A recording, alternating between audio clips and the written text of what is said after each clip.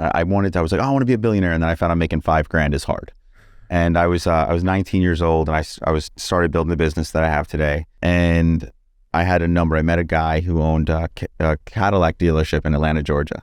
And he told me a number that I could have his life if I made this much. And my goal was to make that much by the time I was 50.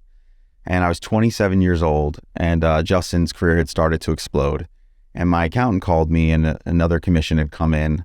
And I said, wait a second, how much money do I have? And I was 27, and I had surpassed my lifetime number. And I remember suddenly becoming thrilled, and then within 30 seconds, incredibly depressed. Yeah. And it was because I realized that I thought if I got this much, I would feel at peace, and now I could just go through life and be happy. And nothing had changed. So I found myself incredibly depressed, and I ended up calling my dad. And I'm telling my dad now I'm the most successful person in the family at 27. And he's all excited. And then I said, but I'm depressed. And he actually gave me beautiful advice. He goes, look, pull over, think about the times you're truly happy, and then call me back. So I pull over, I think about it, I call him back, I say when I'm playing basketball with my friends, when I'm out for a great dinner with friends, when, I'm seeing someone write me and I randomly help them out, or I'm at a grocery store and I pay for the person in front of me. And he goes, it sounds like being successful only allows you more time to implement those things. That's where your happiness lies. Success is not about happiness. And later on, someone said to me that, financial success can either be a jail or freedom.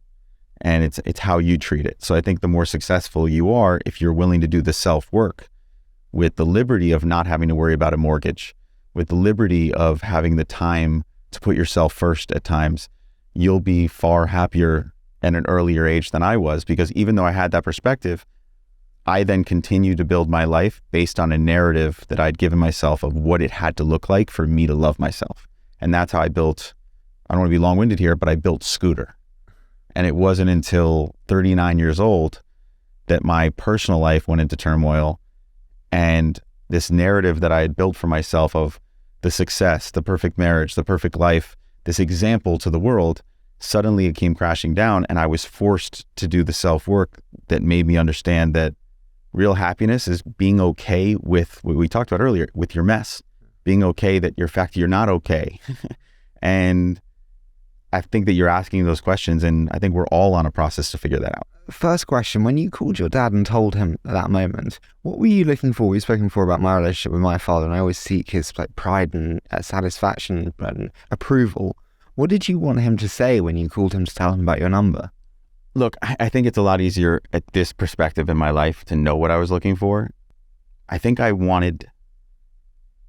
always wanted to be an example to other people, right?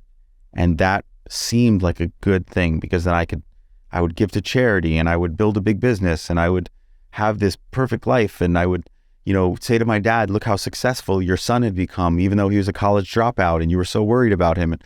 And even though I did things differently, I had an idea of what I wanted to build, but it was always projecting outward. It was always, if I do this, and I see you smiling at me because I have a feeling you relate to this. If Harry Stebbings builds this VC firm, if Harry Stebbings builds this media company, if these help people, if he can be an example to other people of success, then he doesn't have to tell everyone the fear that he has, or the frustration he has, or the childhood that he had to step up to always be an example, because if he just sat there and didn't do anything, he never knew if that was okay. Do you know what I actually feel? I actually feel if I build them, then I'll be worthy. And that's the whole thing. It's you're projecting. Look, it's the shame lie that I had and you have. It's what I see in you. I see a lot of me. We both have this thing that we're not enough. That, like, who would ever love us if we just showed up as ourselves without the achievements? And that comes from childhood. It's why, you asked me about the place Hoffman that I went to, and that was the first time since I was 6 years old that I liked my name Scott. And I realized I'd been building this mask, Scooter, for all these years. And that place helped me realize that I'm okay being me, and I'm still doing that work every single day. And I'm okay being a mess. And I told you the hardest part of getting to the other side of that work and then continuing it is so many people who knew that version that was filled with so much fear that built this beautiful thing. And I was proud. Like what I built as that Mask of Scooter was a beautiful thing. And we'll talk about a lot of that, I know.